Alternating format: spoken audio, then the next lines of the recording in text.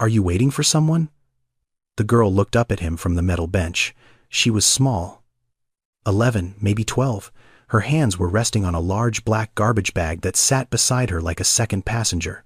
"I'm always waiting for someone," she said. "That's what foster kids do." Marcus Hale stood there, his phone still in his hand, the tow truck number half dialed. He looked at the bag. Black plastic, stretched tight at the corners. He knew that bag. He knew exactly what it meant. "How many homes have you been in?" he asked. She didn't look away. 7, she said. "But I stopped counting after 5. She paused. "After 5, you stop unpacking." Marcus did not move. He did not finish dialing. He just stood there on the sidewalk, looking at a girl who carried everything she owned in a garbage bag, and felt something crack open inside his chest that he had spent 42 years keeping shut. The bus stop sat on the edge of a 2-lane road outside a small city in the American South. It was the kind of stop that time had forgotten. A metal bench with peeling green paint. A plastic shelter with one panel missing. No digital screen. No route map. Just a faded sign that said the next bus would come when it came. The late afternoon sun was dropping low behind the trees, turning everything gold and long-shadowed. The air smelled like warm asphalt and cut grass from a yard somewhere nearby. 50 meters down the road, a black luxury sedan sat on the shoulder with its hazard lights blinking. The hood was up. The engine was quiet. Marcus Hale stood beside it, his phone pressed to his ear, listening to a recorded message tell him that the tow company would arrive in approximately 45 minutes. Marcus Hale was not a man who waited. He had a driver. He had an assistant. He had people whose entire job was to make sure he never stood on the side of a road wondering what to do next. But today, his assistant was on leave. Today, he had driven himself back from a meeting in a neighboring town. And today, his car had decided to stop working on a stretch of road he had never noticed before. For the first time in years, Marcus Hale was just a man standing on a sidewalk. He put his phone in his pocket and looked around. That was when he saw the girl. She was sitting on the metal bench at the bus stop, small, thin. Her legs didn't quite reach the ground, so her feet hung slightly above the concrete. Beside her on the bench sat a large black garbage bag stuffed full and tied at the top. Not a backpack, not a suitcase, a garbage bag. Marcus looked at that bag and something moved inside his chest. Something old. Something he thought he had buried a long time ago. He walked over slowly. He noticed things as he got closer. Her shoes were old, but the laces were tied carefully, double-knotted the way someone does when they know they might have to walk a long distance. Her hair was braided in neat rows, tight and even, but there were small imperfections at the back where her own hands couldn't reach. Nobody had helped her. She had done it alone in a mirror. Her jacket was 2 sizes too big. The sleeves were rolled up at the wrists. The zipper pull was missing, replaced with a paperclip. Marcus sat down on the bench beside her, not too close, but close enough that she knew he was there. For a moment, neither of them spoke. "That's a big bag," he said. "It's everything I have," she said. She said it the way someone would say the sky is blue. No sadness, no complaint, just a fact. "Where are you headed?" Marcus asked. "New house," she said. "New family. Number 8, I guess." She looked straight ahead when she said it. Not at him. Not at the road. Just forward the way people look when they have learned not to expect anything from any direction. Marcus Hale had built shopping centers, apartment towers, and office buildings across 3 states. He had negotiated deals worth hundreds of millions of dollars. He had sat across from governors and board members and bankers without flinching. But sitting on a metal bench, next to an 11-year-old girl with a garbage bag, he felt something he had not felt in a very long time. He felt like he was 10 years old again. She did not know why the man beside her had gone quiet. She did not know why his hands had stopped moving. She did not know that the man in the gray vest and leather shoes was looking at her garbage bag and seeing his own reflection in the black plastic, a reflection from 42 years ago that he had spent his entire life trying to forget. Zara kept her eyes forward. She had learned a long time ago that adults sometimes went quiet for reasons that had nothing to do with her, so she waited. The way she always waited, with her hands on the bag and her feet above the ground. The sun dropped a little lower. The shadows stretched a little longer, and 2 strangers sat on a bench at a bus stop, one at the beginning of her story and one who thought he had finished his, not knowing yet that this ordinary afternoon was about to change both of their lives.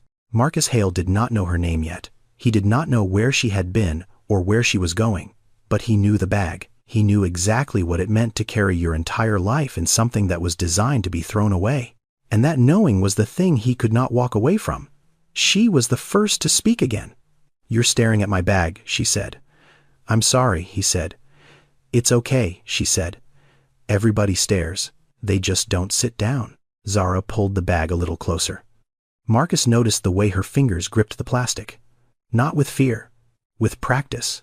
The grip of someone who had learned that if you set something down, it might not be there when you came back. "You pack fast when you've done it enough times," she said quietly, as if answering a question he hadn't asked yet.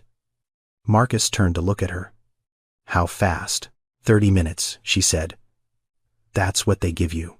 Sometimes less." The social worker shows up and says, "Pack your things." "So you learn what matters. Toothbrush, socks, the book Mrs. Johnson gave me in home number 3. She paused. "That's it. Everything else you leave behind." Marcus said nothing. He just listened. "The first family was nice," Zara continued. "They just had their own baby and didn't need me anymore. The second family moved to another state. I couldn't go with them. Something about paperwork." She spoke evenly, like she was reading items off a list. "The third one said I was too quiet. The fourth one said I was too much." She stopped for a moment.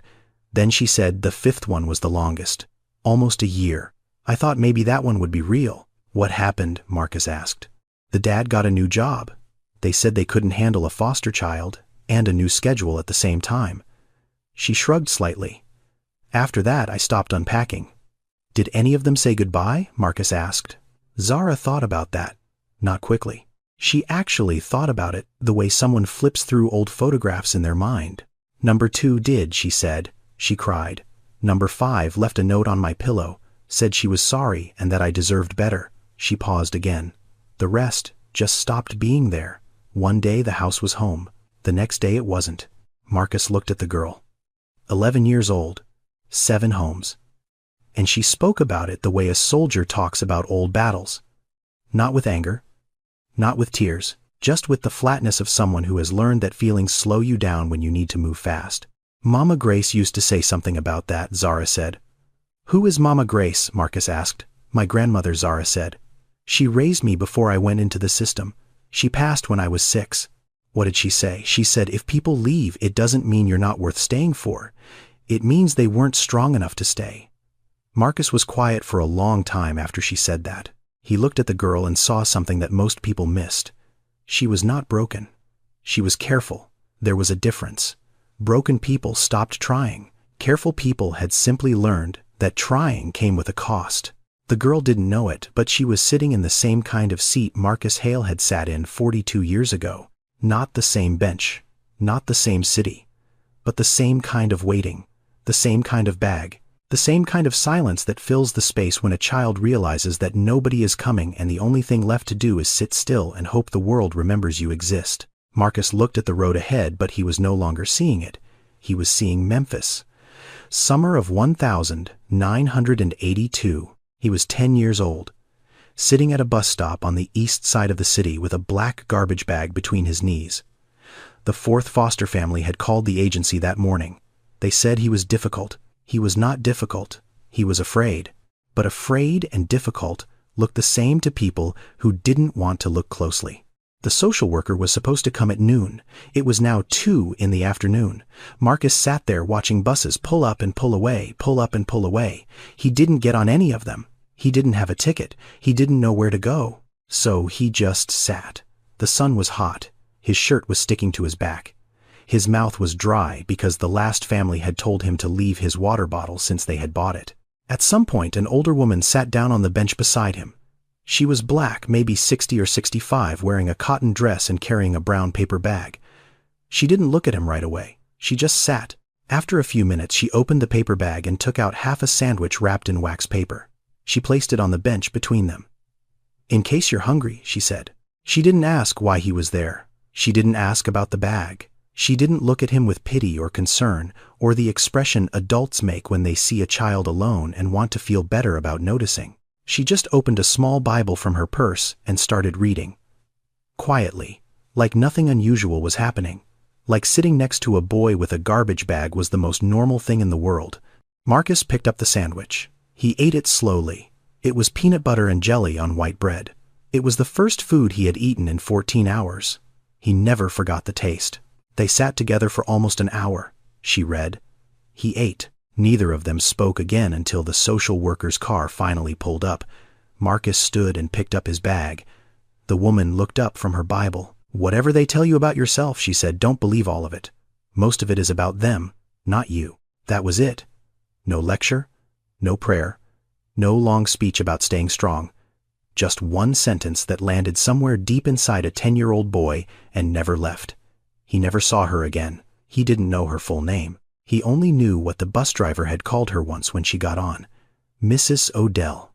42 years later, Marcus Hale still remembered the taste of that sandwich. He still remembered the way the wax paper crinkled. He still remembered the weight of her words, which had somehow become the foundation under everything he built after that. Marcus looked at Zara. Can I ask you something? He said. She nodded. You said you stopped unpacking after home number 5. What made you stop? She was quiet for a moment. Then she said, because I realized unpacking means you think you're staying, and thinking you're staying is the part that hurts the most. Marcus understood that sentence in a way that went deeper than words. He had spent his entire adult life unpacking, building, investing, acquiring, filling rooms with expensive furniture and filling calendars with important meetings, buying houses with more bedrooms than he would ever use.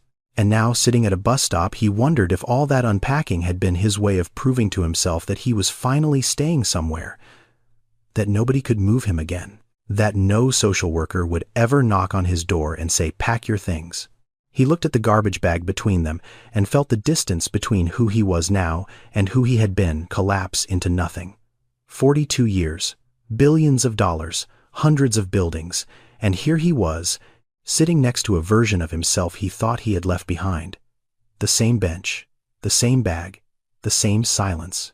A car pulled up to the curb. An older sedan gray with a small dent on the rear bumper. The kind of car that had been to too many places and carried too many people and never got fixed because there was never enough time or money to fix it. A woman stepped out. Mid-40s. She wore a dark blazer over a wrinkled blouse. Her hair was pulled back but coming loose at the sides. She carried a folder under one arm and she moved quickly, the way people move when they are already late for the next thing. Zara, she said as she approached the bench. I'm sorry I'm late. Traffic on the bridge. The girl stood up without saying anything. Like she had been expecting this. Like she had done this before. I'm Linda, the woman said, more to Marcus than to Zara because Zara already knew. Linda was her social worker. The voice on the phone. The person who called when it was time to move again. Linda looked at Marcus. She scanned him quickly. The vest. The shoes. The luxury car with hazard lights blinking down the road.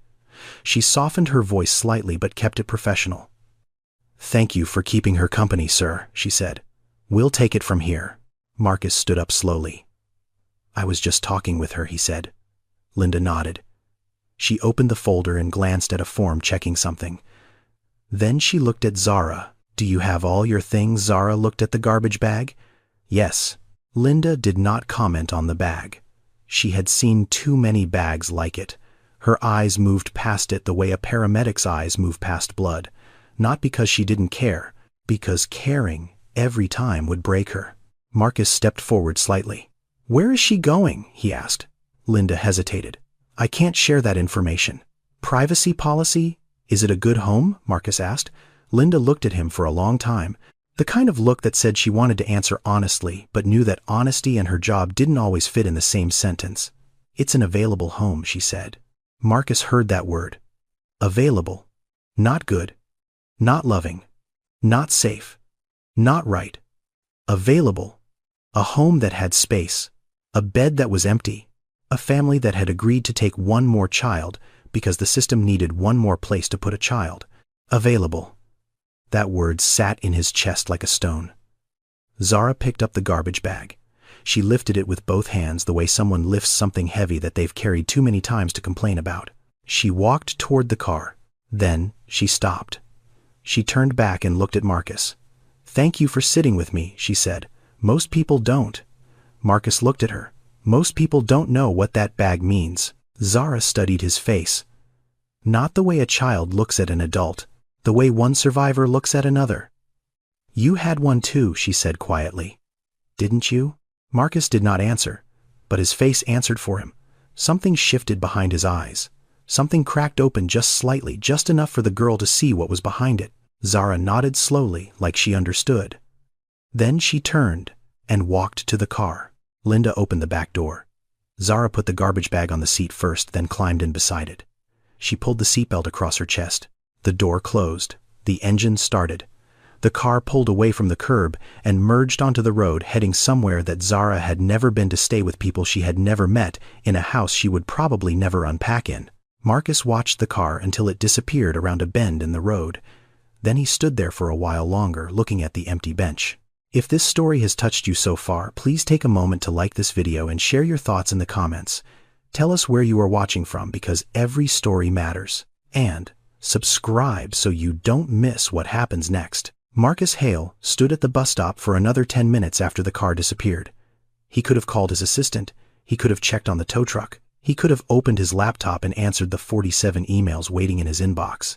Instead, he just stood there, looking at the bench, looking at the place where the garbage bag had been, looking at the empty space next to where he had been sitting. He had met thousands of people in his life, business partners, investors, politicians, employees, reporters, strangers at conferences and galas and charity events. He had shaken hands with people whose names he forgot before the handshake was over. But this girl with the garbage bag and the careful voice and the grandmother named Mama Grace, this girl who had stopped unpacking because hoping hurt more than moving. Marcus realized something that made the late afternoon light feel very different. The girl in that car was carrying the same bag he had carried 42 years ago. She was sitting in the same back seat. She was heading to the same kind of house. And he, Marcus Hale, the man who had built an empire because a stranger once gave him half a sandwich and told him not to believe everything people said about him, had just watched her drive away. And he had done nothing. The tow truck came an hour later. Marcus barely noticed. He sat in the back of his own car while they hooked it up, staring out the window at the empty bench. When they dropped him and the car at his house, he thanked the driver without looking at him and walked inside. The house was large. That was the first thing anyone ever said about it. 6,000 square feet of stone and glass set back from the road behind a row of oak trees. The driveway was long and curved. The front door was solid wood, heavy, the kind of door that made a sound when it closed, like it was sealing something shut. Inside, everything was clean. Everything was placed. The furniture was expensive and carefully chosen. The art on the walls had been selected by a decorator his wife had hired years ago. The floors were dark hardwood, polished so well that Marcus could see his own reflection when he walked across them. But the house was quiet. Not peaceful quiet. Empty quiet. The kind of quiet that happens when a large space has too few people in it for too many years. Marcus's wife Claire had passed away 3 years earlier. Cancer. The kind that moves slowly at first and then all at once. They had been married for 21 years. They had tried to have children. They could not. And when Claire suggested adoption, Marcus had said no. He told her the truth, or at least the version of the truth he could say out loud. I don't know how to be a father. Nobody taught me. I don't have a model for it. I wouldn't know what to do. Claire had looked at him for a long time after he said that. She didn't argue. She just nodded and never brought it up again. And Marcus had told himself that was the right decision. That some things are better left alone. That not every empty room needs to be filled. Now he lived in the house alone. 7 bedrooms, 1 person. Mrs. Patterson had dinner ready when he walked in. She was a black woman in her early 60s who had worked in the house for 15 years. She had outlasted 3 housekeepers, 2 assistants, and 1 marriage. She ran the kitchen. She ran the laundry. She ran the schedule of maintenance workers and deliveries and repairs. But mostly she ran Marcus.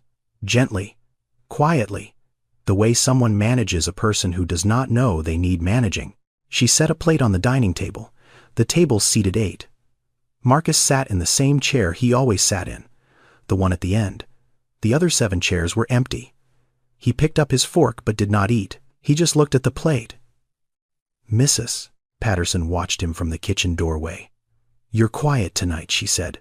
"More quiet than usual." "I met someone today," Marcus said. "A business partner, an 11-year-old girl at a bus stop." Mrs. Patterson walked slowly into the dining room and stood near the table. She didn't sit down.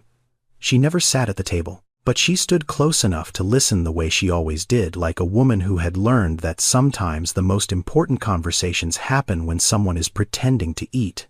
Marcus told her about Zara, about the garbage bag, about the 7 homes, about the way she spoke flat and practical like a child who had learned to describe pain the way other people describe weather. He told her about the social worker, about the word available, about the moment the car pulled away and he stood there doing nothing. When he finished, Mrs. Patterson was quiet for a moment. Then she said, "And you let her go." It was not a question. It was not an accusation. It was something in between. The kind of sentence that lands softly but cuts deep. "What was I supposed to do?" Marcus said. "I'm a stranger." Mrs. Patterson looked at him the way she sometimes looked at him when he said something that was true but not honest. "You were also a child once," she said, "who waited for a stranger to do something." Marcus put his fork down. He did not pick it up again. Mrs. Patterson cleared the plate a few minutes later without saying another word. She turned off the kitchen light and said good night the way she always did. Calm, simple, like the world was still turning the way it was supposed to. Marcus went upstairs. He brushed his teeth. He changed his clothes. He lay down in his bed in his bedroom, the largest of the 7. The sheets were clean. The pillows were soft. The room was temperature-controlled and perfectly dark. And he could not sleep, because all he could think about was a number. 7. 7 bedrooms in this house, and every one of them empty. 7 foster homes that girl had lived in, and every one of them temporary. The same number, the same emptiness. Just dressed in different clothes. That night, Marcus Hale lay in bed in a house with 7 bedrooms and thought about a girl who had been in 7 homes. And he could not sleep. The next morning, Marcus Hale did something he had not done in 20 years. He made a phone call that had nothing to do with money. He sat in his home office with a cup of coffee that had gone cold and dialed the number for David Chen. David was his personal attorney. They had known each other for 2 decades. David had handled every major deal, every contract, every legal decision Marcus had ever made. He was sharp, careful, and patient, the kind of lawyer who never asked unnecessary questions but always noticed when something was wrong. David answered on the second ring. "It's 7 in the morning, Marcus. Either you're buying something or you're in trouble." "Neither," Marcus said. "I need you to find a child." There was a pause. "I need you to find a girl," Marcus continued. "She's in the foster care system. Her name is Zara. I don't have a last name. She was at a bus stop on Route 12 yesterday afternoon around 5 o'clock. A social worker named Linda picked her up in a gray sedan." David was quiet for a moment. "Marcus, finding a specific child in the foster system is not simple. There are privacy laws, sealed records, federal protections." "I know," Marcus said. "That's why I'm calling a lawyer and not Google." "Why do you want to find her?" David asked. Marcus looked out the window of his office. The oak trees in the yard were swaying slightly in the morning breeze. He could see the long driveway, the empty front gate, the road beyond it that led to a bus stop where a girl had been sitting with everything she owned in a garbage bag. He was quiet for a long time. "Because I was that kid David," he said, 42 years ago, and no one came looking for me." David did not respond right away. In 20 years of knowing Marcus, of reviewing his finances, of sitting across from him in boardrooms and courtrooms, David had never heard Marcus mention his childhood. Not once. He knew Marcus was self-made. Everyone knew that. It was part of the legend. The man who came from nothing. But the specifics of that nothing had always been sealed behind a wall that Marcus never opened. Until now. "I didn't know that," David said quietly. "Nobody does," Marcus replied. Claire knew. That's it. David was silent for another moment. Then he said, "All right, I'll see what I can find. But Marcus, even if we locate her, you can't just take a child. The system doesn't work that way. There are procedures. Background checks, home studies, court hearings. It takes months, sometimes longer." "I didn't build my company by following the easy path," Marcus said. I built it by following the right one. David paused again. Then he said, "Give me a day." He called back that evening. Marcus answered before the first ring finished. "I found her," David said. "Zara Williams, age 11, currently placed with a family called the Brennans. They live about 40 minutes outside the city." "Tell me about the family," Marcus said. "They're licensed foster parents? No criminal record? No complaints on file?" "But here's the thing, Marcus. They currently have 4 foster children in the home." "4," Marcus repeated. "4," David confirmed. "And from what I can see, Mrs. Brennan is the primary caregiver. Her husband works long hours. The house is modest, 2 bedrooms for the children." Marcus closed his eyes for a moment. "So Zara is in a house with 3 other children, 1 adult most of the time, and not enough space," he said. "That's accurate," David said. "It's not dangerous, it's not abusive, but it's stretched thin. Very thin." Marcus nodded slowly, even though David couldn't see him. "What do I need to do?" Marcus asked. "If you're serious," David said, "the first step is to contact the Department of Children and Family Services. You would need to apply as a foster parent. That means paperwork, training, a home study, and eventually a court hearing. How long? 3 to 6 months? Maybe longer?" Marcus looked at his office. The awards on the shelf, the framed magazine covers, the view of the garden through the tall window. "Start it," he said. David hung up and Marcus sat in his office looking at the phone. He had made thousands of business calls in this room, calls that moved millions of dollars, calls that built buildings and closed deals and changed markets. But the call he had just made felt heavier than all of them combined. The next afternoon, Marcus drove out to the Brennans' neighborhood. He did not go to the house. He did not knock on the door. He parked on the opposite side of the street, 2 houses down, and sat in his car. The house was small, 1 story. White siding with a few boards coming loose near the bottom. The yard was narrow but not unkept. There was a chain-link fence around the back. Inside the fence, 3 children were playing. 2 boys chasing each other with sticks, a younger girl sitting in a plastic sandbox, and on the back step, sitting by herself with a notebook on her knees, was Zara. She was drawing. Her head was down. Her hand moved slowly across the page. She did not look up at the other children. She did not call out to them. She just sat on the step with her notebook the same way she had sat on the bench at the bus stop. Quiet. Still. Separate. Mrs. Brennan came to the back door. She was maybe 45, wearing a faded t-shirt and jeans, her hair pulled back. She looked tired. Not angry. Not cold. Just tired the way someone looks when they are doing more than one person should have to do. "Kids, come inside," she called. "Dinner." The 3 children ran toward the door. Zara stood up slowly, closed her notebook, and followed them inside. She was the last one through the door. Mrs. Brennan did not look at the notebook. She did not ask what Zara was drawing. She just held the door open and then closed it behind her. Marcus picked up his phone and called David. "I've seen the house," he said. "She's safe. But she's not seen." "What do you mean?" David asked. "I mean, she's a number in a system," Marcus said. "She sits on a step with a notebook and nobody asks what she's drawing." Marcus remembered something then. His 3rd foster home, a house in a neighborhood that looked a lot like this one. He used to sit on the back step after school with a notebook he had found in a dumpster behind a drugstore. The pages were wrinkled and some of them had water stains, but they were blank. And Marcus would draw buildings, tall buildings. Buildings with big windows and wide doors and lobbies made of marble. Nobody asked him what he was drawing. Nobody looked at the notebook. It sat beside his bed for 3 years until the day he moved again and left it behind because there wasn't room in the garbage bag. 42 years later, those buildings existed. Real buildings made of steel and glass and stone. Shopping centers in 3 states. An office tower downtown. Apartment complexes where thousands of people lived. An empire that started as pencil lines in a water-stained notebook that nobody ever looked at. Marcus looked at Zara sitting on the step drawing in her notebook and thought something he could not shake. That girl is building something. She just doesn't know it yet, and no one around her can see it. 3 days later, Marcus Hale walked into the Department of Children and Family Services. He wore a plain navy sweater and khakis.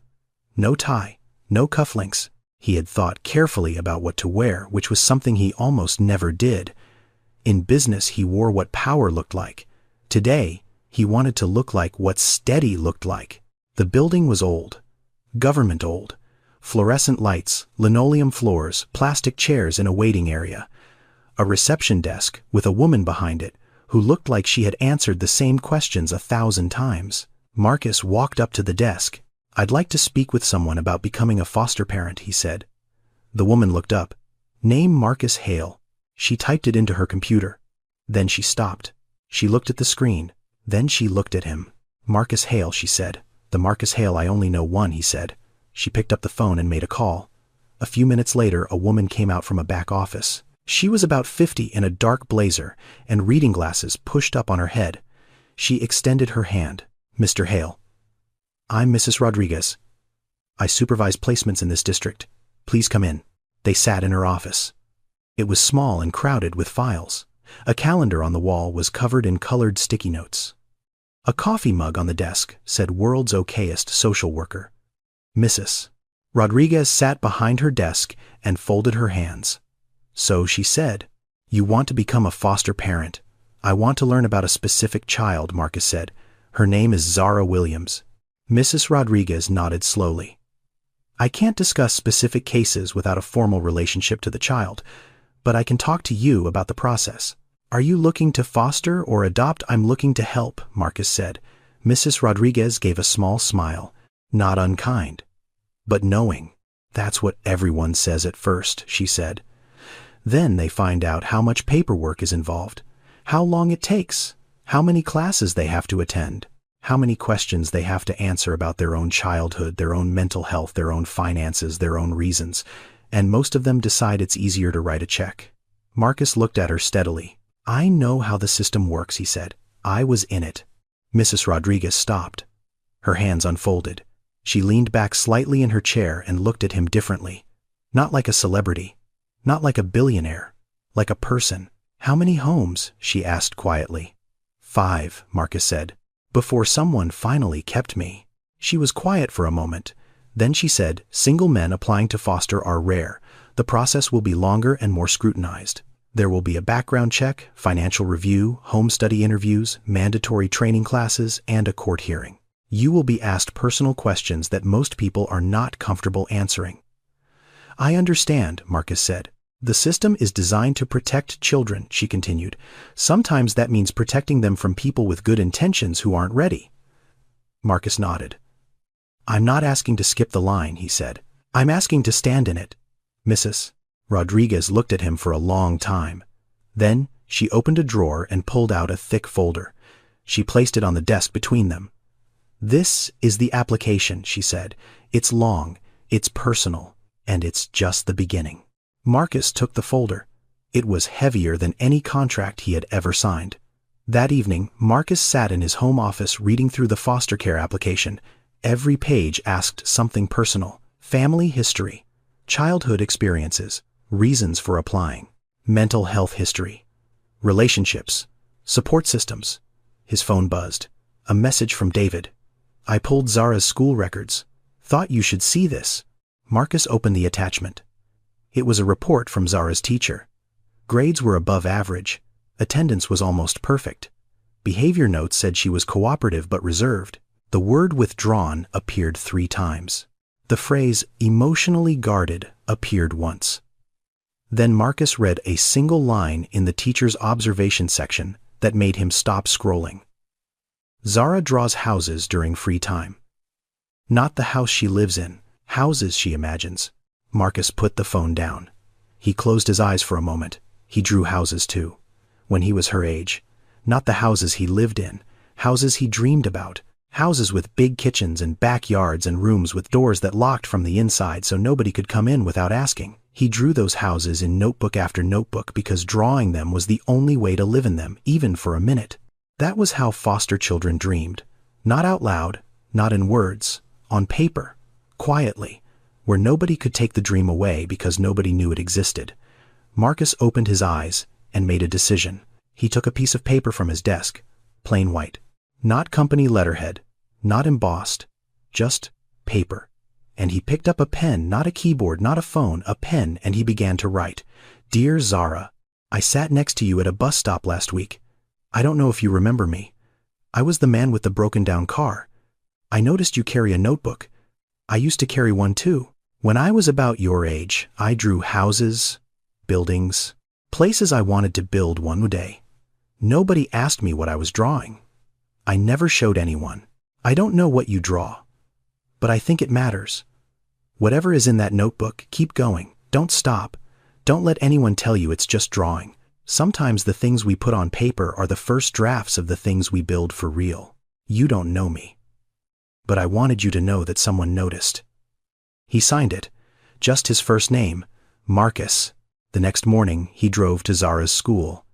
It was a public elementary school in a plain brick building with a flagpole out front and a parking lot full of older cars. Marcus parked and walked inside. The hallway smelled like floor cleaner and cafeteria food. He stopped at the front office and asked to speak with Zara's teacher.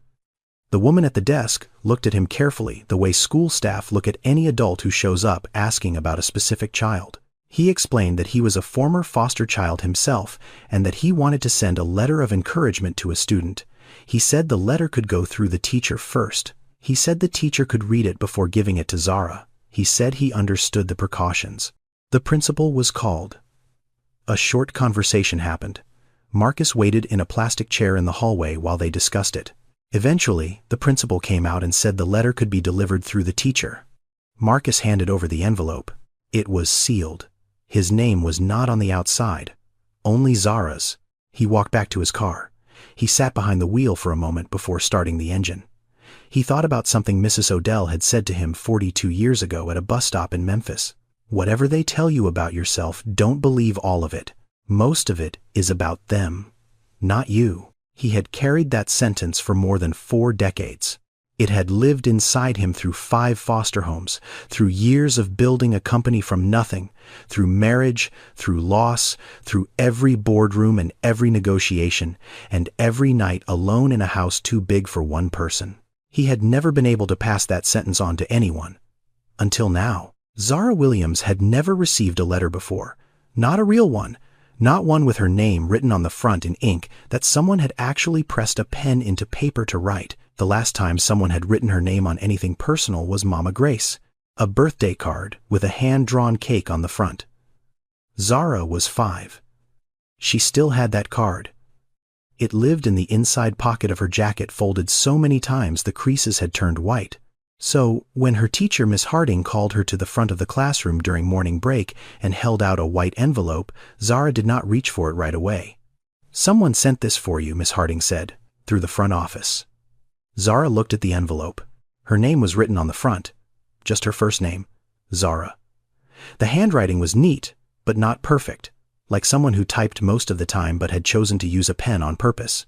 She took the envelope and walked out to the schoolyard. She sat in the corner near the fence where she always sat during break. The other children played on the swings and the basketball court. Zara sat on the concrete with her back against the chain link and opened the envelope carefully, pulling the flap without tearing it. She read the letter slowly. Then she read it again. When she finished, she folded it along the same lines it had come in and slid it into the inside pocket of her jacket. The same pocket where Mama Grace's birthday card lived. The pocket where she kept the things that mattered most. The things she would grab first if someone knocked on the door and said, "Pack your things." A girl from her class walked by. "Who wrote you a letter?" she asked. "Someone I met at a bus stop," Zara said. A stranger. Zara thought about that for a moment. "No," she said. "Someone who sat with me." The girl shrugged and walked away. Zara stayed where she was. She put her hand over the pocket where the letter now lived and pressed it flat against her chest. She could feel the paper through the fabric. Thin but there. That evening, at the Brennan house, the other children were watching television in the living room. The volume was loud. Someone was arguing about what channel to put on. Mrs. Brennan was in the kitchen making dinner. The house smelled like canned soup and toast. Zara sat on her bed in the room she shared with another girl. She opened her notebook to a blank page. She picked up her pencil and held it for a moment, thinking. For as long as she could remember, Zara had drawn houses. Houses with big windows. Houses with porches. Houses with yards and trees and mailboxes that had her name on them. She drew them because drawing them was the closest she had ever come to living in one. But tonight, she did not draw a house. She drew a bus stop. A metal bench with peeling paint. A road stretching out to the left and right. 2 people sitting on the bench. 1 tall, 1 small. Between them, a garbage bag. She drew it carefully. The bench. The shelter with the missing panel. The cracked sidewalk. The man's shoes. Her own shoes. The bag. Mama Grace used to say that God sends people to you at bus stops and grocery stores and waiting rooms, not in churches or fancy places. He sends them where you are already standing. Zara had not thought about that in a long time. But sitting on a bed in a house that was not hers, drawing a bench she had sat on for less than an hour, she thought about it now. She looked at the drawing for a long time. The 2 figures on the bench, the space between them, the bag in the middle. Then she picked up her pencil again and wrote 1 word at the bottom of the page. The word was stayed. Because that was what the man at the bus stop had done. He did not fix anything. He did not promise anything. He did not say, I will take care of you, or I will change your life, or everything is going to be okay. He just stayed. And for a girl who had watched people leave 7 times, that 1 word meant more than any promise ever could. 2 weeks later, Marcus Hale sat in his living room, across from a woman named Mrs. Torres. She was from the Department of Children and Family Services. She had a clipboard, a pen, and a face that said she had done this many times before and was not easily impressed. The home study had begun. Mrs. Torres looked around the room slowly. She noted the size of the house, the number of rooms, the condition of the floors, the windows, the kitchen. She wrote things down without commenting on them. Then she sat down across from Marcus and opened her notebook. Mr. Hale, she said, why do you want to foster a child? Marcus told her about the bus stop, about the girl, about the garbage bag, about the way she spoke, about the way she carried everything she owned in something that was designed to be thrown away. Mrs. Torres listened and wrote. When he finished, she looked up. That's a nice story, she said. But fostering is not a story. It's 3 a.m. wake-ups because a child has a nightmare and doesn't trust you enough to tell you. It's court dates and social worker visits and a child who might look you in the eye and say, I hate you, and you have to stay anyway. She paused. Are you ready for that? I think so, Marcus said. You think so, she repeated. Most people who sit in that chair say they know so. You're the first one today who said think. She wrote something down. Then she asked the question Marcus had been expecting and dreading. Tell me about your own experience in the system. Marcus was quiet for a long time. He looked at the coffee table between them, at the rug beneath it, at the floor beneath the rug, like he was trying to find the bottom of something. Then he spoke. 5 homes, he said. I was placed at age 6 after my mother passed. No father on record. I was returned 4 times. The first family said I was too much work. The second family moved and couldn't take me. The third family had a biological child and decided they didn't want a foster child anymore. The fourth family said I had behavioral problems. Did you, Mrs. Torres asked. I was angry, Marcus said. I didn't know how to say I'm scared, so I said it with my fists. I broke a window once, threw a plate once, but I never hurt anyone. I just didn't know how to be in a place that might disappear. Mrs. Torres wrote quietly. Then she said, and the 5th home, Marcus's voice changed slightly. Not louder, not softer, just different. Like a door opening into a room he rarely entered. A teacher at my school, he said. His name was Mr. Williams. He taught history. He noticed I was drawing buildings in my notebook during class. Instead of taking the notebook away, he asked me what I was building. Marcus paused. Nobody had ever asked me that before. What I was building, like what I was doing on paper, was real. And he fostered you, Mrs. Torres asked. He adopted me, Marcus said, when I was 14. He was single. It took a long time. The system made it hard, but he stayed. And Mr. Williams, he passed away when I was 22, Marcus said. Heart attack. He was 58. He never saw the company. He never saw the buildings I built. The room was quiet for a moment, but the company exists because of him, Marcus said. Every building I've ever put up started in that notebook he didn't take away. Mrs. Torres looked at him for a long time. Then she asked the hardest question. Marcus, she said, do you want to save this girl, or do you want to save yourself at age 10? Marcus did not answer right away. He sat with the question. He let it sit in the room between them like something heavy that needed to be looked at from all sides before anyone touched it. "Maybe both," he said. "And I think that's honest." Mrs. Torres closed her notebook and looked at Marcus for a long moment. Then she said something he did not expect. "Most people who sit in that chair give me perfect answers," she said. "They say all the right things. They've read the books. They've watched the videos. They know what a social worker wants to hear." She paused. "You gave me a real answer. That matters more than you think." The process moved forward after that, but it did not move fast. David called 2 days later with an update. Background check cleared. No issues, but the training program is mandatory. 8 sessions, 2 per week. And the court hearing won't be scheduled until the training is complete. "How long?" Marcus asked. 6 to 8 weeks for the training. Then another 3 to 4 weeks for the hearing. Maybe longer if the judge's schedule is full. That's 3 months. At least David confirmed. "And Marcus, I want to be clear. Even after all of that, there's no guarantee the judge will approve the placement. Single men fostering is still unusual. Some judges are skeptical." Marcus leaned back in his chair. "She's been waiting 11 years, David. A few months won't kill me." But a few days later, David called again. This time his voice was different. Careful. "Marcus, I need to tell you something. The Brennan family is in trouble. Mr. Brennan lost his job 3 weeks ago. They're behind on bills. The agency is reviewing whether they can continue as foster parents." "What does that mean for Zara?" Marcus asked. "If the Brennans can't maintain the requirements, they'll have to give up some or all of their foster children. And Zara was the last one placed there. In the system, last in is usually first out." Marcus stood up from his desk. "Can I help them? Can I pay their bills?" "No," David said firmly. "If you try to influence the placement process with money, it will backfire. The system doesn't care about your net worth, Marcus. In fact, it might work against you." "Why?" "Because judges are suspicious of rich people who suddenly want children they've never met. They've seen it before. People who treat fostering like a charity project. People who want to feel good about themselves for a few months and then return the child when it gets hard." Marcus sat down again. He pressed his hand against his forehead. That evening, Mrs. Patterson brought him dinner. He didn't touch it. "You haven't eaten today," she said. "I'm not hungry." She stood in the doorway and watched him the way she always did when she had something to say. "You know what I think?" she said. "Tell me. I think that little girl scares you." Marcus looked up. "Why would a child scare me?" Mrs. Patterson tilted her head slightly. "Because she reminds you of the part of yourself you tried to forget.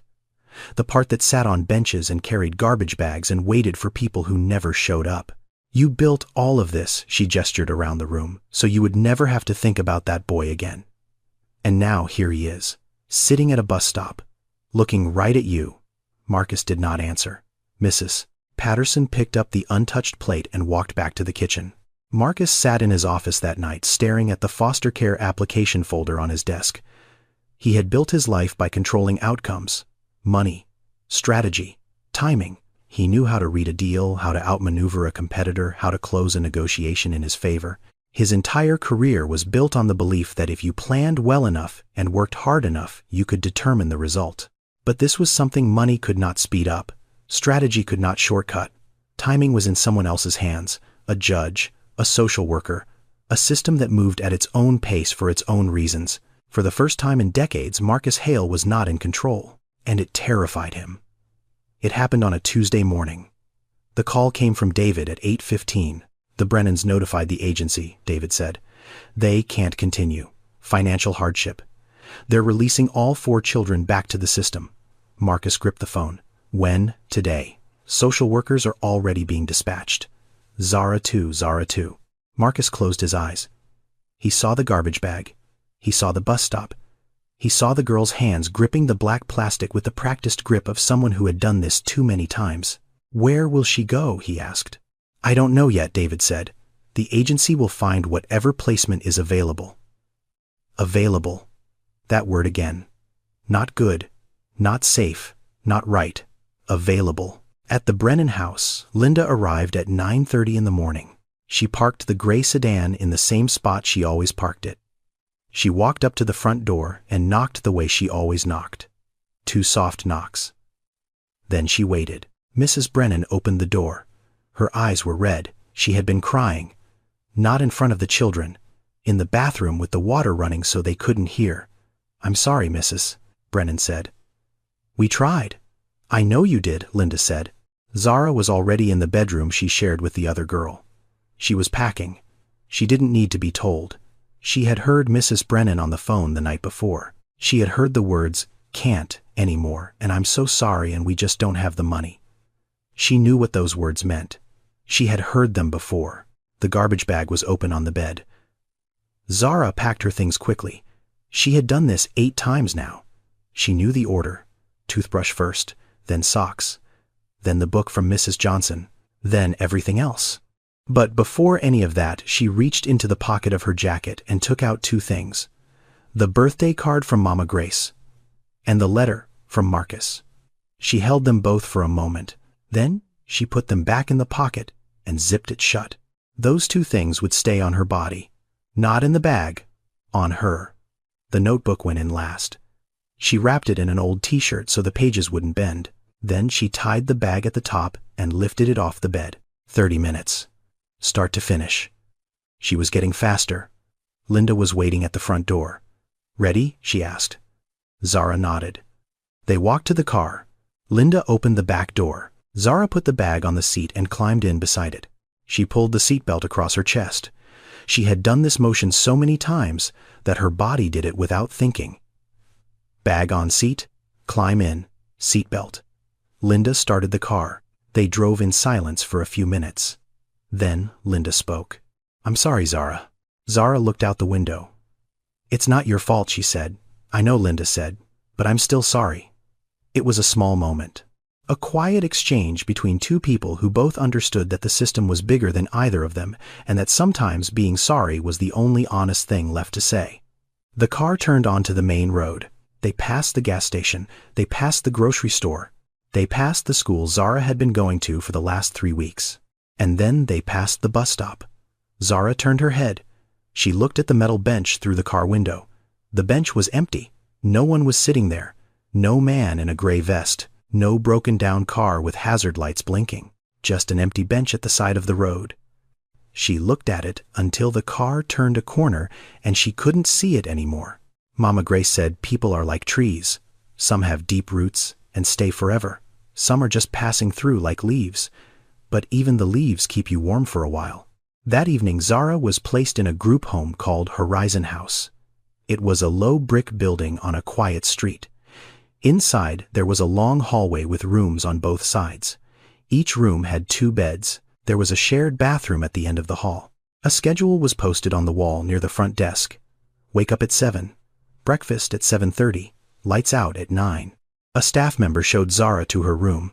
Bed number 9. A thin mattress on a metal frame, a small nightstand with 1 drawer, a window that looked out onto a parking lot. Zara put her garbage bag under the bed. She sat down on the mattress. It made a sound when she sat, the creak of old springs under thin padding. She didn't unpack. She wouldn't unpack. She had learned that lesson a long time ago. She lay down on the bed and stared at the ceiling for a while. The ceiling was white with a small crack running from the light fixture to the corner of the room. She traced the crack with her eyes the way she used to trace roads on maps when she was younger, imagining where they might lead. Then she reached under the bed and pulled the notebook out of the garbage bag. She unwrapped it from the t-shirt and opened it to a new page. She did not draw a house. She drew a bus stop, an empty bench. No people this time, just the bench, the road, the fading paint, the missing panel on the shelter, and underneath the drawing she wrote 5 words. He said, "Don't stop drawing." She closed the notebook and held it against her chest for a moment. Then she slid it under her pillow and closed her eyes. She did not sleep for a long time, but she did not cry either. She had stopped crying after home number 4. Crying didn't change anything. It just made the pillow wet. So she lay there in bed, number 9, in a room she had never been in before, in a building full of children she had never met, holding a notebook under her pillow like it was the only thing in the world that belonged to her. Because it was. The next morning, David called Marcus at 7. "She's been moved," David said. "The Brennans couldn't keep her. She's in a group home now." Marcus was standing in his kitchen. He set his coffee cup down on the counter, Slowly, carefully, like he was trying very hard not to break something. "Which one?" he asked. "Horizon House," David said. "It's a temporary placement facility on the east side." "Temporary," Marcus repeated. "Everything in her life is temporary." David was quiet for a moment. Then he said, "The hearing is still 2 weeks out. There's nothing we can speed up, Marcus. If you show up at a group home unannounced asking about a specific child, it looks wrong. It raises flags. We have to go through the proper channels." "I know," Marcus said. "The best thing you can do right now is finish the training and wait for the hearing." "I know," Marcus said again, but the word wait felt like holding his breath underwater. After he hung up, Marcus stood in the kitchen for a long time. He looked around at the marble countertops, the stainless steel appliances, the breakfast nook with the window that looked out over the backyard, a house built for a family that never came. He picked up his phone again and dialed Mrs. Rodriguez. "Mrs. Rodriguez," he said when she answered. "This is Marcus Hale. I understand Zara Williams has been moved to Horizon House." "That's correct," Mrs. Rodriguez said carefully. "Can I see her?" "Not yet. Not until the court approves a formal relationship." "You know this, Mr. Hale. Can I at least send her something? A letter?" There was a pause. "A letter can go through the agency. We can review it and pass it along." "Thank you," Marcus said. He hung up and sat down at his desk. He took out a piece of paper, the same plain white paper he had used before, and he began to write. "Dear Zara, I heard you moved again. I know how that feels. When I was your age, I moved 5 times. Every time I thought I would never stop moving. I thought moving was just what people like me did, like it was part of who I was. But I did stop. One day, someone decided I was worth staying for. It took a long time. It took longer than it should have, but it happened. I want you to know something. I'm not going anywhere. I'll be here when you're ready. However long that takes. Don't stop drawing. Marcus." He sealed the envelope. He wrote her name on the front, carefully. Each letter placed with the kind of attention he usually reserved for contracts worth millions of dollars. But this was not a contract. This was something else. This was a man writing a name on an envelope like it was the most important word he had written in his entire life. Because it was. The courtroom was small. Not the kind of courtroom you see in movies. No jury box. No gallery of spectators. Just a wood-paneled room with fluorescent lights, a raised bench for the judge, 2 tables, and a few rows of chairs behind a low railing. Family court. The kind of room where the decisions weigh more than anything decided in a boardroom, but the furniture costs less than a single chair in Marcus Hale's office. Marcus sat at the table on the left side of the room. David sat beside him. Marcus wore a dark vest over a white shirt, no tie. David had told him that morning, "You want to look serious, not corporate. There's a difference in this room." Mrs. Rodriguez sat in the second row behind them. Mrs. Torres sat beside her holding a folder with her home study report inside. Linda, the social worker, sat at the end of the same row. She had come on her day off, and in the back of the room on a chair near the door sat Zara. She was next to a court-appointed counselor, a woman Zara had met twice. Zara sat very still, with her hands in her lap. She wore the same jacket she always wore, the one with the zipper pull replaced by a paperclip. The pocket was zipped shut. The letters were inside. The judge entered. Everyone stood. Her nameplate read Judge Eleanor Williams. Marcus saw the name and felt something move through him. Williams. The same last name as Mr. Williams. The teacher who had adopted him. The man who had changed his life. Marcus knew it was a coincidence. But some coincidences feel like they are trying to tell you something. Judge Williams sat down and opened the file in front of her. She read for a moment. Then she looked at Marcus.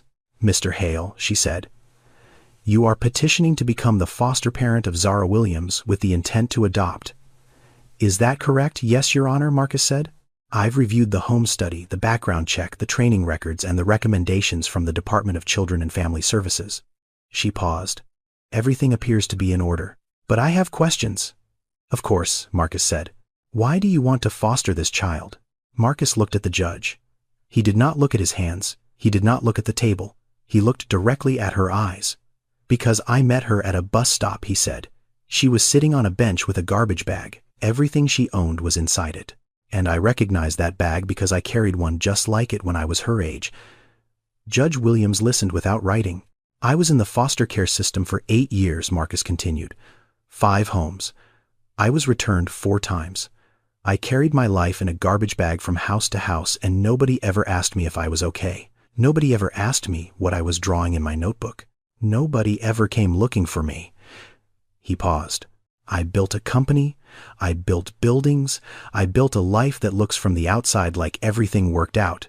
But I spent 42 years avoiding the part of myself that sat on that bench. And then I met a girl who was sitting in the exact same place I had been. And I realized that running from that bench didn't make it disappear. It just meant nobody was sitting there when the next kid showed up. The courtroom was quiet. Judge Williams looked at her file again. Mr. Hale, do you understand that this child has been rejected 8 times? Yes, Your Honor. Do you understand what that does to a person? Marcus was quiet for a moment. Then he said, Yes, Your Honor. I do. Because I was room number 9 once. He did not know that Zara's bed at Horizon House was number 9. He could not have known that. But the words landed in the room like a stone dropped into still water, and the silence after them was the kind of silence where people stop breathing for a moment because something true has just been said. Judge Williams looked at Marcus for a long time. Then she turned to Mrs. Rodriguez. Mrs. Rodriguez, does the department support this placement? Mrs. Rodriguez stood. Yes, Your Honor. Mr. Hale completed all required training. His home study was approved. His background is clear. And in my professional opinion, his personal history gives him an understanding of this child's experience that most applicants simply do not have. Mrs. Torres, the judge continued. Your assessment. Mrs. Torres stood. I conducted the home study personally, she said. Mr. Hale's home is stable, safe, and more than adequate. But what stood out to me was not the house. It was the honesty. When I asked him if he wanted to save this girl or save himself, he said maybe both. That was the most real answer I have heard in 15 years of doing this work. Judge Williams nodded slowly. Then she looked at Linda. Miss Delgado, you are Zara's caseworker. Do you have anything to add? Linda stood. She smoothed her blazer. She looked tired the way she always looked, but her voice was steady. Your Honor, I have been a social worker for 12 years. I have processed hundreds of placements. I have seen people come into this system with good intentions and leave when it gets hard. I have seen people write checks and call it helping. She paused. In all my years, I have never seen an applicant write 2 handwritten letters to a child they met once at a bus stop. Not emails, not texts, letters. On paper, with a pen. Both of them are in that little girl's jacket pocket right now because she carries them everywhere she goes. The room was quiet again. Judge Williams looked toward the back of the courtroom.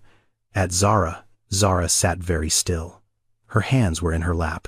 Her eyes moved from Linda to Marcus and stayed there. Marcus turned slightly in his chair. He looked at Zara. He did not smile. He did not wave. He did not try to perform anything. He just looked at her the way one person looks at another when words are not enough and both of them know it. Zara held his gaze.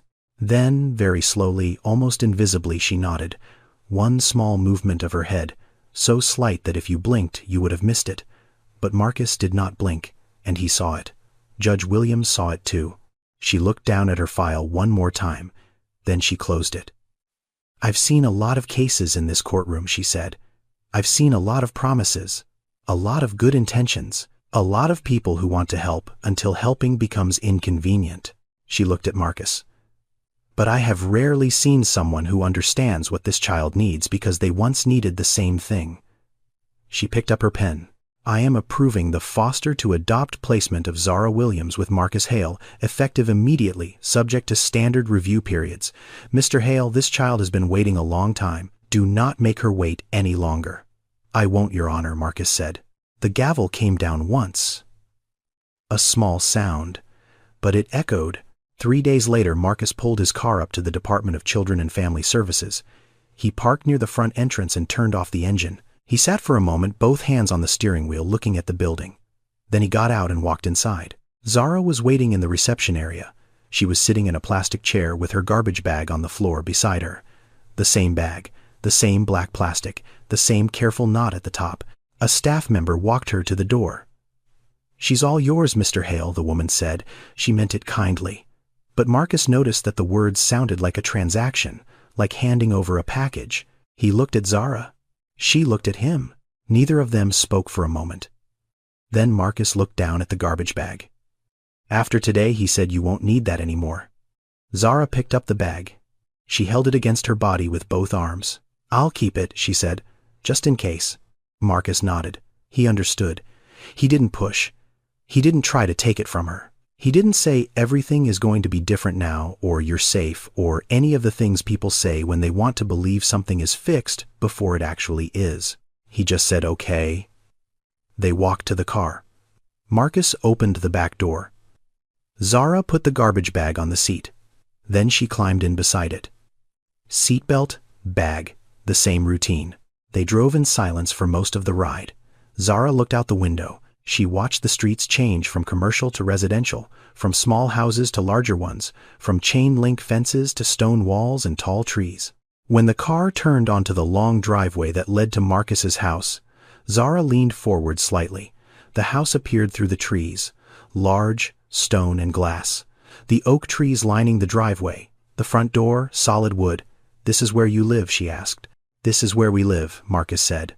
The front door opened before they reached it. Mrs. Patterson stood in the doorway wearing her usual apron, her hands folded in front of her. "So you're Zara," she said. Zara looked up at her. "Yes, ma'am. I've heard a lot about you." "From who?" Zara asked. Mrs. Patterson smiled gently. "From a man who hasn't talked about anything else for 2 months." They went inside. Zara walked slowly through the house. She looked at the high ceilings, the wide hallway, the living room with the tall windows. She did not touch anything. She walked the way someone walks through a museum. Looking. Not belonging. Not yet. They reached a door at the end of a hallway on the second floor. Marcus stopped. "Which room is mine?" Zara asked. Marcus opened the door. The room was not the biggest in the house, but it was prepared. A bed with clean white sheets and a soft blue blanket. A nightstand with a small lamp. A bookshelf half filled with books chosen for her age. A desk near the window with a view of the backyard and the oak trees.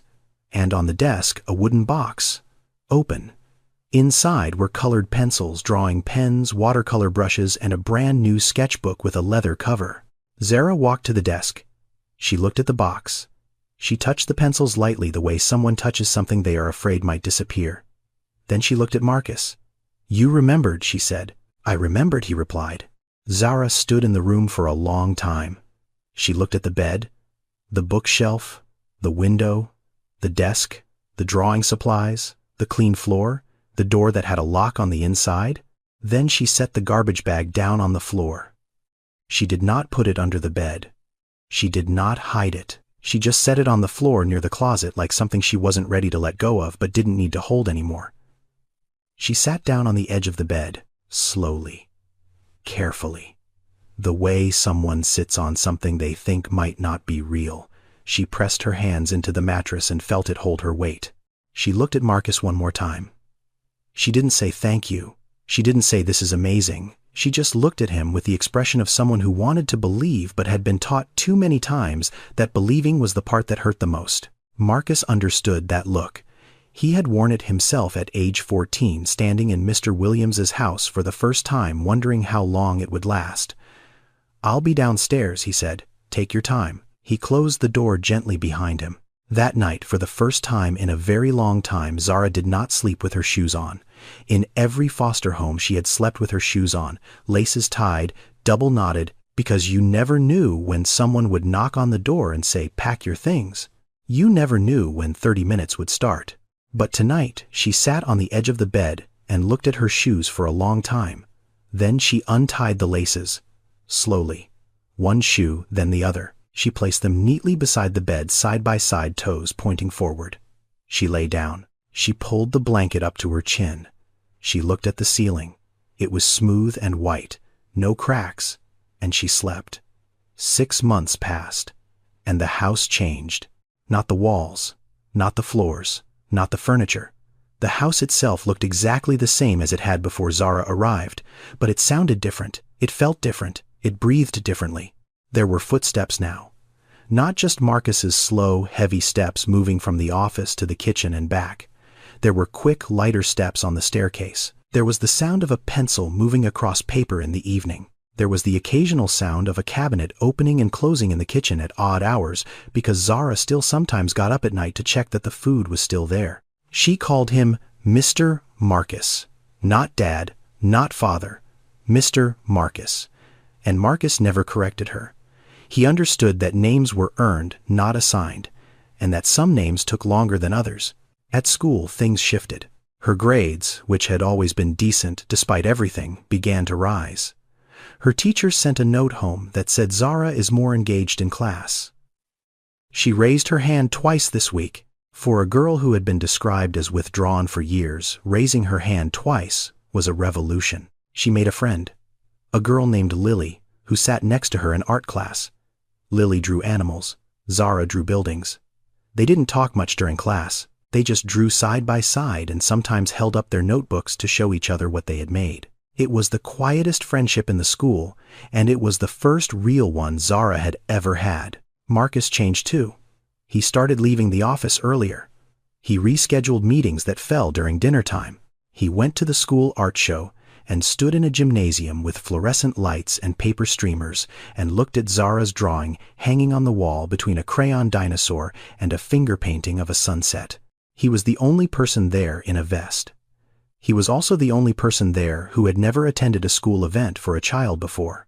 He stood in the back and watched Zara walk her teacher through her drawing, explaining something about the shadows on the building she had drawn, and he realized that this was the most important meeting he had attended all year. One evening, Mrs. Patterson set the table for dinner. She placed 2 plates instead of 1. She looked at the table and said something to Marcus as he walked in.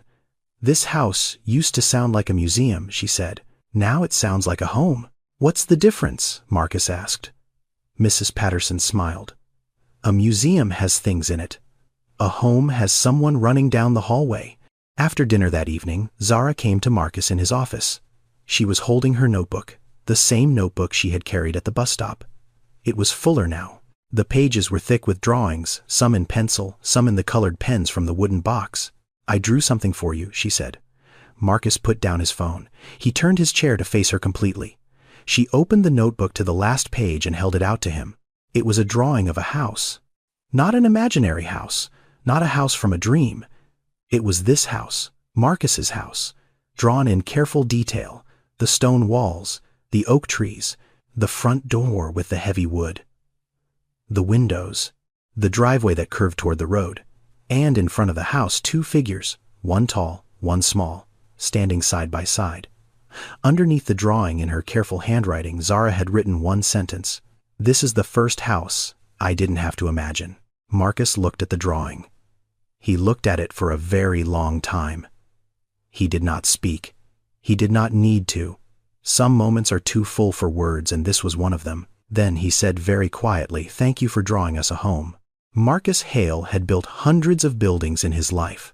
Apartment towers that touched the skyline, shopping centers that filled entire city blocks, office complexes where thousands of people went to work every morning.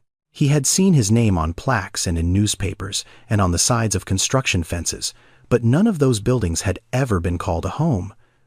Until a girl with a notebook drew one for him. A week later, Marcus Hale did something he had been thinking about for a long time. He drove back to the bus stop on Route 12. He parked on the side of the road and walked to the metal bench with the peeling green paint, the bench where he had sat with Zara, the bench where everything began. He sat down. The metal was warm from the afternoon sun. The road was quiet. A bus passed, then another. Marcus watched them go the way he had watched them go as a boy in Memphis 42 years ago. He took out his phone and called Mrs. Rodriguez. "Mrs. Rodriguez," he said, "I want to do something. And I want your help." "What is it?" she asked. "I want to sponsor a program," he said. "Not just a check. I want to build something. I want every child who enters the foster care system in this state to receive real luggage, not garbage bags, a suitcase, with their name on it." Mrs. Rodriguez was quiet for a moment. "A suitcase," she repeated. "With their name on it," Marcus said again. "Because no child should carry their life in something that was designed to be thrown away." There was a long pause. Mr. Hale, Mrs. Rodriguez said, "Do you know how many children enter the system in this state every year?" "I do," Marcus said. "And I've already run the numbers." "Of course you have," she said. And for the first time, Marcus heard her smile through the phone. This story reminds us that the most important things in life are not built with money. They are built with presence. A sandwich from a stranger at a bus stop in Memphis, a letter written with a pen instead of typed on a screen, a decision to sit on a bench when everyone else walks past. Every foster child carrying a garbage bag is carrying a question. The question is simple, and it is the same every time. Is anyone going to stay? And the answer to that question changes everything. Mama Grace once told Zara that God sends people at bus stops and grocery stores and waiting rooms, not in churches or fancy places. He sends them where you are already standing. She was right, but what Mama Grace didn't say was this: sometimes the person God sends is also the person who needed saving. This video is a work of fiction created with the assistance of artificial intelligence. All characters, events, and situations are not real and do not represent any actual people or true stories. However, the foster care crisis is real. Over 400,000 children are currently in the foster care system in the United States. Many of them carry their belongings in garbage bags. If this story moved, you consider learning more about how to support foster children in your community. Organizations like Together We Rise and Comfort Cases are working every day to bring dignity to children in the system, because every child deserves a suitcase with their name on it.